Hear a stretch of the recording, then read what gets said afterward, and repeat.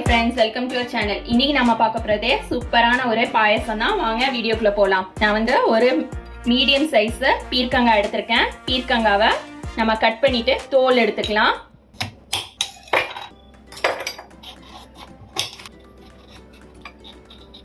பீர்க்கங்காய் பாத்தீங்கன்னா இந்த மாதிரி கட் பண்ணிட்டு நம்ம சென்டர்ல கட் பண்ணிக்கலாம். சென்டர்ல இருக்கிற இந்த சீட்ஸை எடுத்துறணும். இந்த மாதிரி பண்ணினா வந்துடும். நம்ம சீட்ஸ் எடுத்ததெல்லாம் இந்த மாதிரி ஒரு பவுல்ல போட்டுக்கலாம். நம்ம எடுத்து வச்சிருக்க பீர்க்கங்காவை சின்ன சின்னதா கட் பண்ணிக்கலாம். எந்த அளவுக்கு ஃபைனா கட் பண்ண முடியுமோ அந்த அளவுக்கு கட் பண்ணணும். உங்ககிட்ட சாப்பர் இருக்கு அப்படின்னா சாப்பர்ல சின்ன சின்னதா கட் பண்ணிக்கோங்க. இந்த மாதிரி கட் பண்ணணும். நான் ஃபுல்லா கட் பண்ணிட்டு எல்லாத்தையும் காட்டுறேன். அடுப்புல பாத்தீங்கன்னா பேன் வச்சிருக்கேன். பேன்ல கொஞ்சமா எண்ணெயும் நெய்யும் சேர்த்திருக்கேன். எண்ணெய் வந்து ஒரு ஸ்பூனு, நெய் அதே மாதிரி ஒரு ஸ்பூன் எடுத்திருக்கேன். ரெண்டுமே வந்து ஒரு டேபிள் ஸ்பூன் எடுத்திருக்கேன்.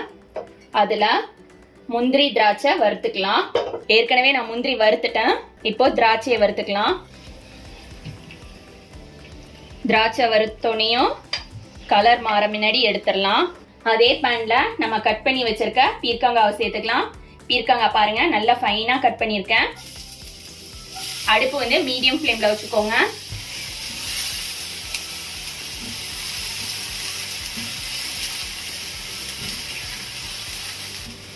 பீர்க்கங்காய் பாத்தீங்கன்னா ஒரு 3 மினிட்ஸ் வதக்கினா போதும். மீடியம் ஃப்ளேம்ல சீக்கிரம் குக் ஆயிடும். பீர்க்கங்காய் பாத்தீங்கன்னா வதங்கிடுச்சு. இதுல 1 கப் அளவுக்கு பால் சேர்த்துக்கலாம். நான் பால் காய்ச்சி வச்சிருக்கேன் ஏற்கனவே, அதை சேர்த்துக்கிறேன்.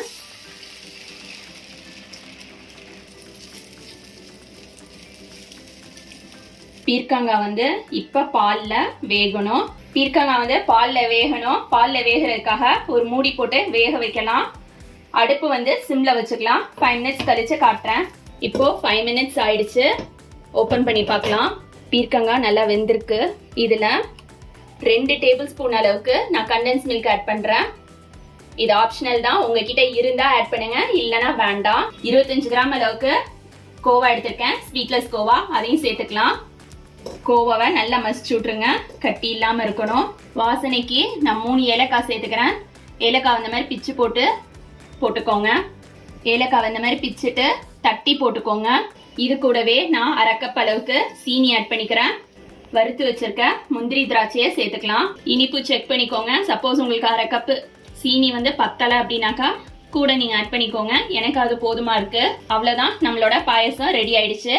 இப்போ இதை ஒரு சர்விங் பவுல்ல மாத்திக்கலாம். இப்போ நம்மளோட பீர்க்கங்காய் பாயசம் ரெடி ஆயிடுச்சு.